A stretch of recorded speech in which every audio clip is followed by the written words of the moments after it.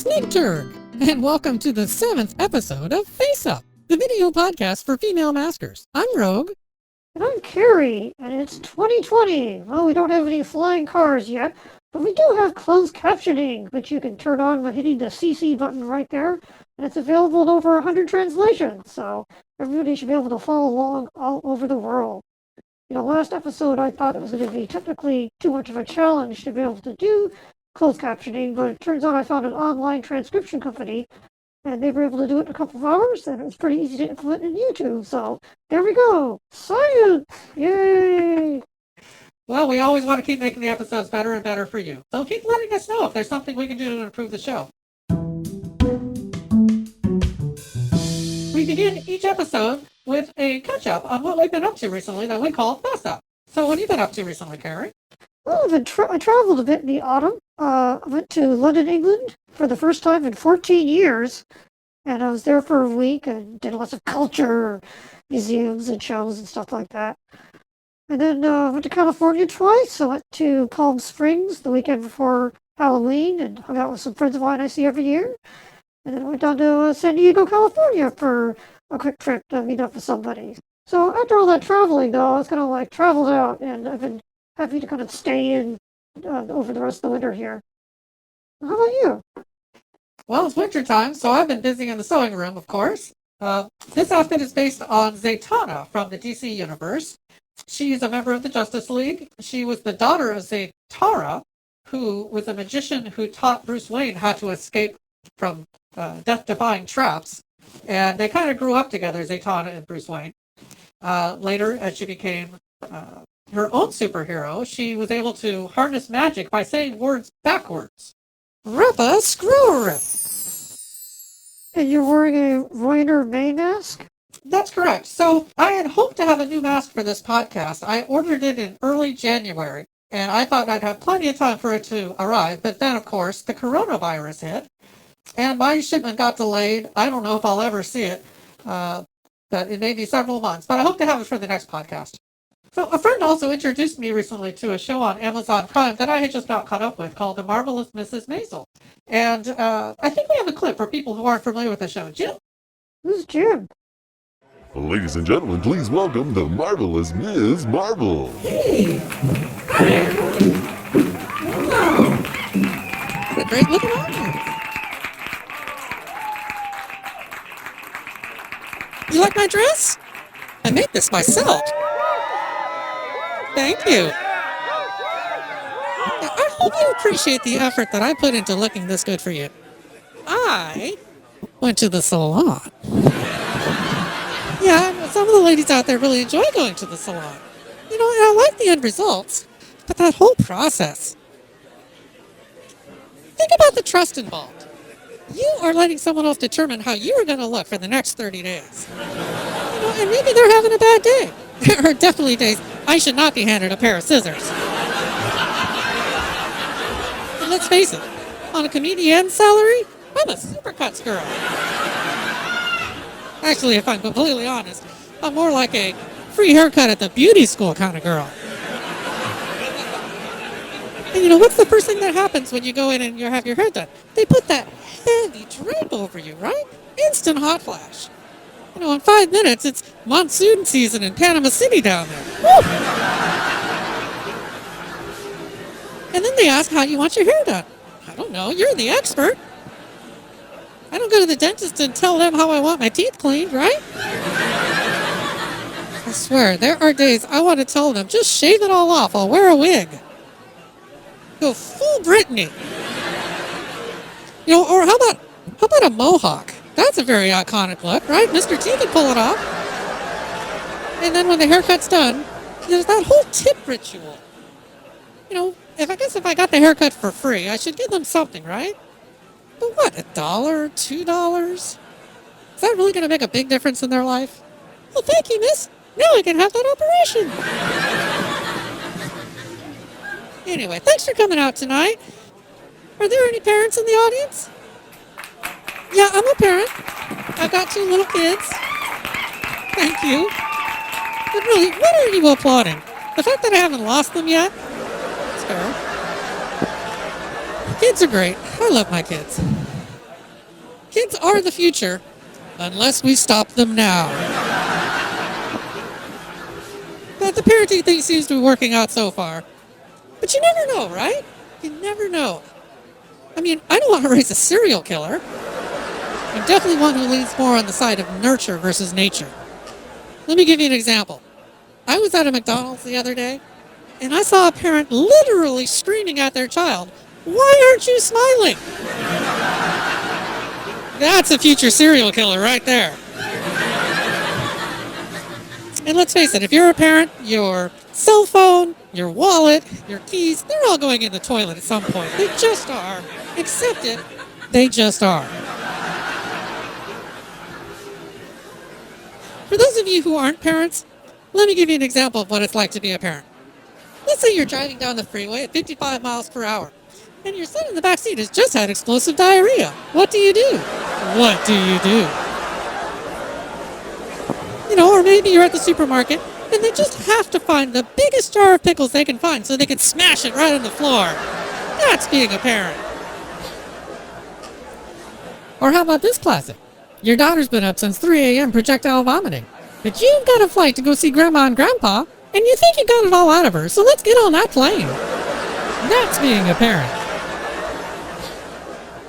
And as if that wasn't bad enough, they grow up and they start asking questions.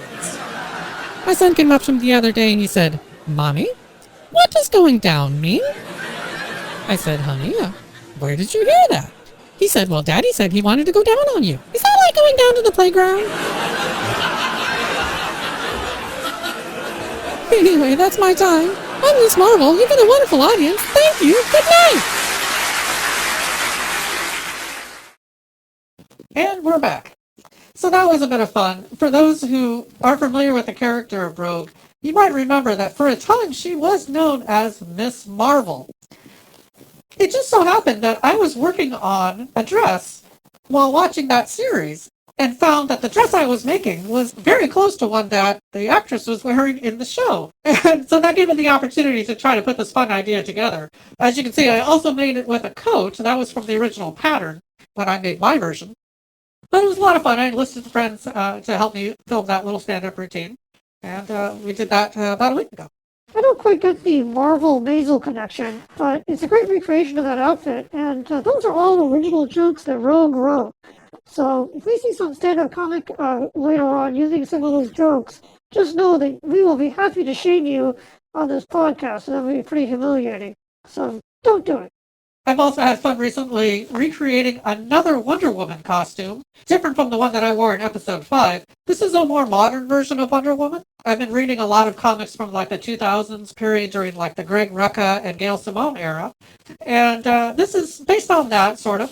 I'm super excited about the new movie coming out. And when I saw the design, I said I want to make another one. You're going to make that gold-plated one that we've seen pictures of? Oh, I'd love to. But man, that looks really complicated. I'm sure someone has. And of course, funnily enough, I think we both mentioned this when we did the Wonder Woman segment last year, that, they'll probably show this cheetah costume right before our show comes out. Well, they still haven't revealed it, so as far as we know, it's going to look like what you wore last summer. So I heard of filmmakers discussing how keeping those things secret now is almost a form of currency. We want an audience not to be spoiled by some of the biggest reveals of a film in order to get people out to the theater. I think some of the trailers nowadays show too much. And so I applaud them for keeping this a bit of a secret so we can enjoy it when it eventually comes out. Yeah, I'm looking forward to the Wonder Woman movie as well.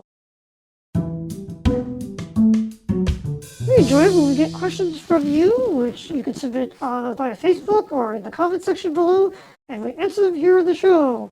Rogue here has not heard these questions before, so she doesn't know what to expect. Y2777 asks, "Oh my god, I love the shoes with the blue dress. Would you mind telling me where you got them?"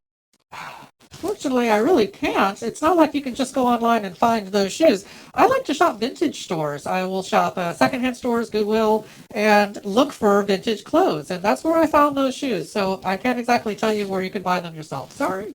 Or just some local shop here in Seattle. Alex E says, "Wow, such an informative video. Love the zipper tip. I might consider doing that in the future. I would like to see some content involving masks, legs, and making hair wigs look realistic." Okay. masked legs. So I guess they mean putting silicone over your legs to make them look more attractive. I'm not sure what exactly you mean by that, but yes, there are techniques to make your legs look more feminine, certainly, and maybe we can discuss that on a future episode. The other was to how to style a wig or how to Yeah, probably just wig hair. wig hair. Okay, well, I appreciate the tip. We'll consider that for a future podcast. Yeah. And finally, Anonymous asks us both, what new things are you working on in 2020, aside from FaceUp? Well, speaking for myself, people are always asking me, are you going to have any new mask styles coming out this year? And the short answer is, no, I'm not. It's very expensive to develop a new design, and at this point, I'm not financially able to do that. So I'm going to kind of stand pat with the ones I already have. How about you? So I always have a list in my mind of things that I want to work on, and it's quite extensive, but usually something bubbles to the top, and I know pretty much what like my next 2 or 3 costumes are going to be. I can only tell you that the next one will be featured at the next podcast that we do, because I have already made plans to make it. It's a media recreation. I am fond of those, clearly. But yeah, so between patterns that I have for mundane wear and characters that I want to recreate, I'm never out of ideas. Well, thank you for those questions. If you have something you'd like to ask us for the next show, put it in the comments section there below, and we'll answer it on a future show. The next segment of our show is called Heads Up, where we discuss how female masking is popping up all over the world. What did you find this time, Carrie?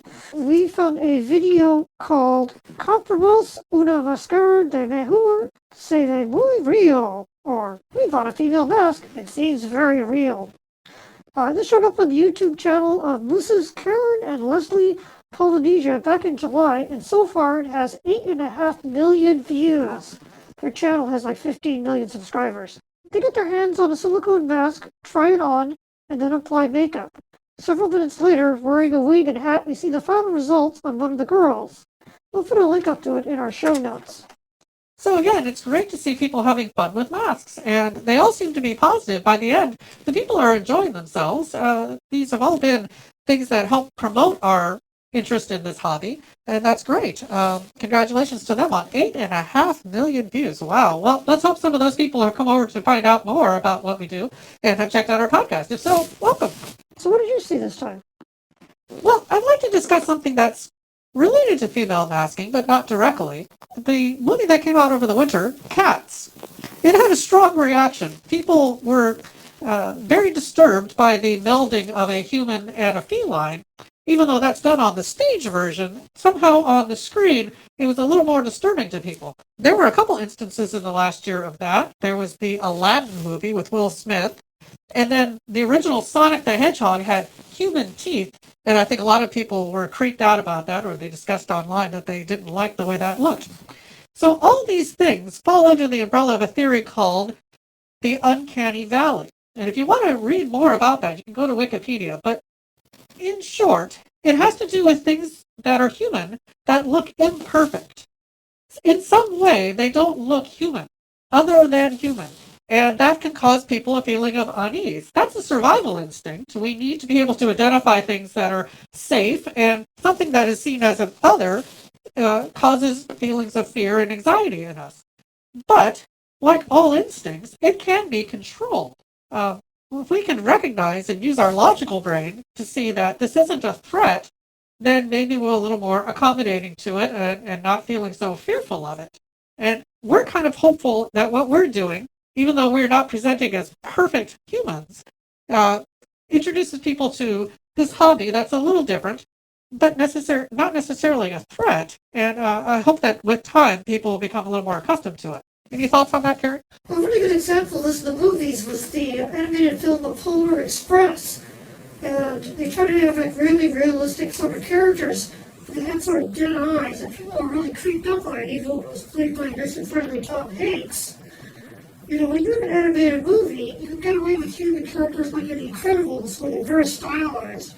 But it's really hard to do, and only very few people have managed to do an entire CG person that just didn't look weird or a little bit off.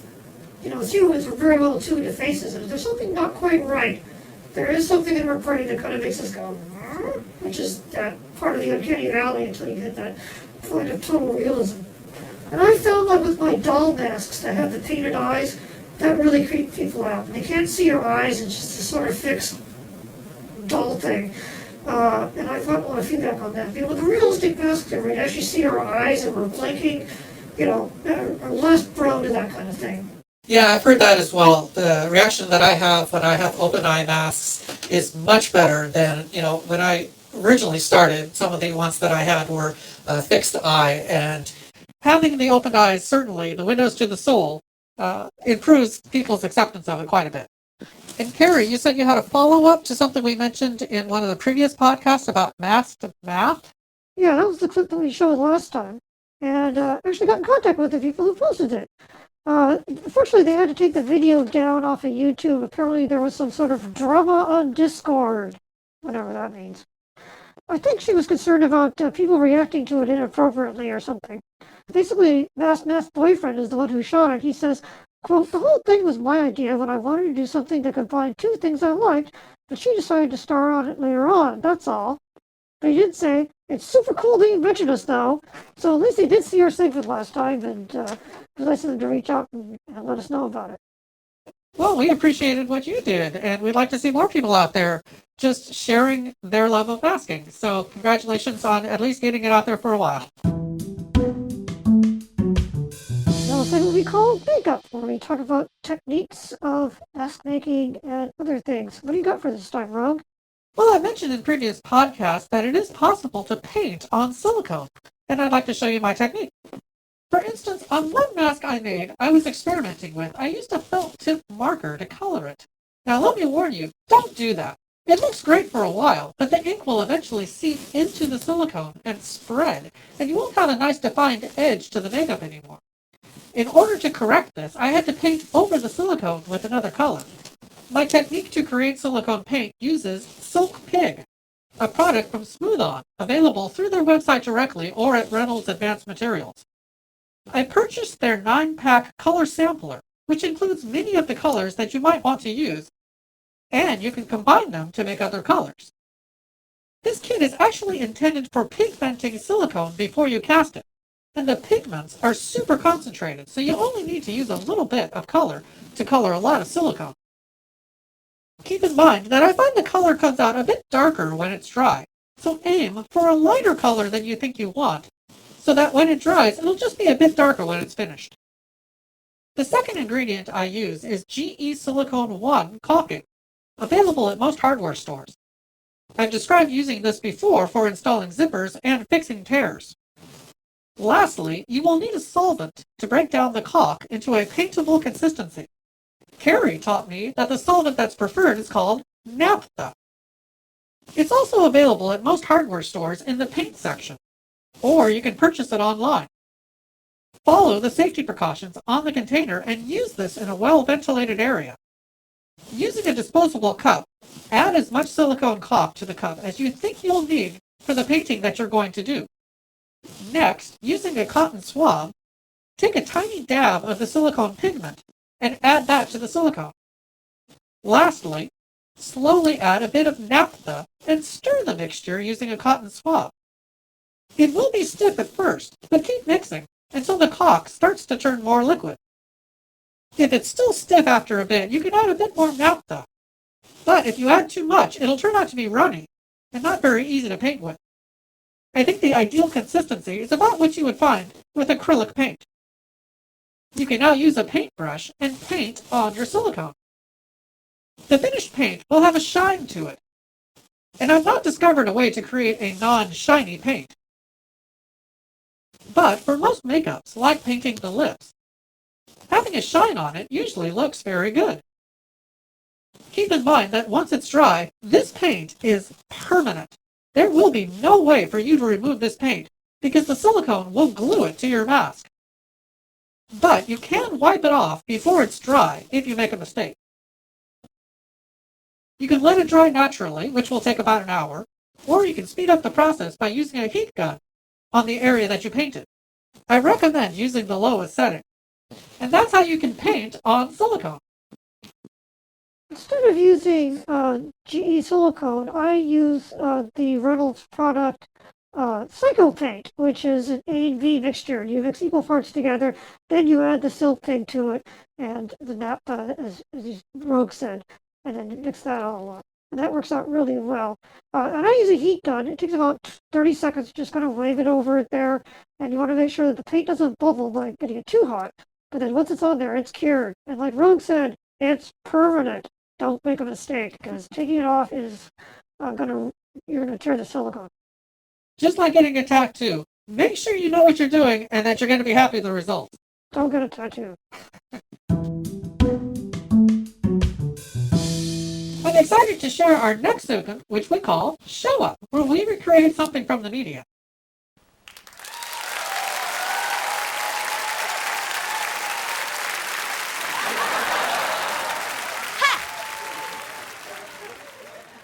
A flat. I never knew that our romance had ended until you poisoned my food. And I thought it was a lark when you kicked me in the park. But now I think it was rude. I never knew that you and I were finished until that bottle hit my head. Though I tried to be aloof when you pushed me off the roof, I feel our romance is dead. Wouldn't have been so bad if you had told me that someone had taken my place. But no, you didn't even scold me. You just tried to disfigure my face. You'll never know how this heart of mine is breaking. It looks so hopeless, but then life used to be so placid. Won't you please put down that acid and say that we're sweethearts again?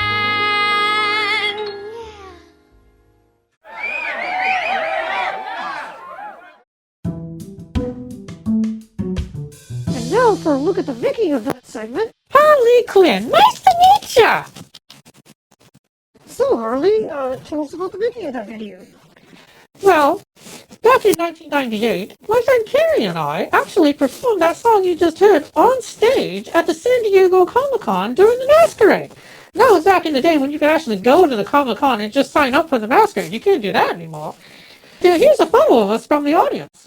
Carrie was my pianist in that as well. Yeah, it's hard to believe it's been 22 years. Time really flies. And then since I've made a better version of the costume, and I thought it would be fun to recreate that song for you. So what was the original source of that video? So originally, there was an episode of Batman the Animated Series called Harley Quinn Aid, and that's where that song appeared. And I had a friend in the industry who gave me a copy of the script.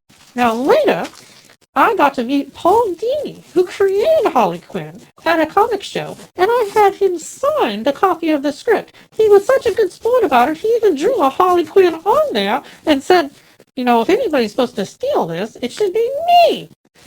It was wonderful. It's one of my most prized possessions. Yes, thank you, Inside Source. We will keep your name secret to the grave. Well, thanks for coming in, Harley Quinn. Thank you, Oprah. Bye. If you have an idea for something for us to recreate in the future, why don't you drop us a line and we'll give it a thought. Our next segment is called Talk Up, and we really enjoy hearing from people who are enjoying female masking all over the world. This time, Harry was fortunate to speak with someone from England, Red Fox. I am Red Fox, and I'm from the UK. I live in London. I am in my mid-20s. I have been doing this masking for just under a year now. What got you into masking? Cosplay and gender identity.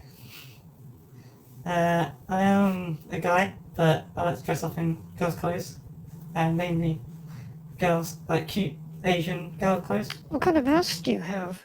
I recently got a May, but my main mask I'm wearing right now is a Haina, with attached boobs. you can see. My first mask I got off Wish.com, so it's quite cheap, but I think it's like an E Young Alice. I also have a Creafx Lin, and I did have a Greyland Lolita, but I gave that to a friend. So I have 4 right now. Which is your favorite? Oh, Halo for sure. This one. Do you feel you become somebody else when you're masking? Oh, definitely for sure. Yeah. I feel a lot more cuter when I'm dressed up like this. Have you ever been out in public? Only once, and that was at the Dutch Comic Con last year, November 2019. That was great. I was dressed up as Asuka from Evangelion. I don't know if you know that. And I was out for about 2 hours or so. What kind of reaction did you get? I got some looks, but because I was at a Comic Con, I think it's a little bit more accepted because there's other like cosplayers and stuff like that, and people in kicks or some in fursuits. So me just being a mask like this isn't so out of the ordinary there. What would you like to see in the future when it comes to female masking? I'd love to see maybe thinner masks, thinner, easier to wear, like ones that you get less hot in, honestly, that you can wear for longer. Honestly, right now, like with Hana, it's almost perfect to me. It's just the eyes don't fit as well, and the silicone itself is a little bit too thick. So if I could get thinner silicone with better fitting features, it would be perfect for me. Anything else you'd like to add? If you really want to get in the hobby, I definitely recommend it. If you just want to look cute, definitely do it. Start with a cheaper mask if you are going to do it, and then work your way up, make sure that the masks will fit properly. But yeah, just go ahead and do it. If you want to do it, I'm behind you and supporting you. Well, thanks for coming along. We'll promote your Instagram page in the show notes. You're welcome. Thank you very much for having me. Thanks, Red Fox. No relation to the old star of Sanford and Son. We want to hear from other people. If you would like to be interviewed on their show, please contact me and we'll set it up. We can do it over the internet. You don't have to come to our luxurious studios here in Seattle. Well, time is a cruel mistress, and it's time to wrap up another episode of Face Up. Thank you for joining us, and thank you for sticking with us. This may have been our longest episode ever. And I'd like to plug my website. It's maskon.com. And if you go to it, you can find masks for sale made here in the USA by me. So, Carrie, any hints at what we might see in the next podcast? Masks. Good answer. We'll see you next time.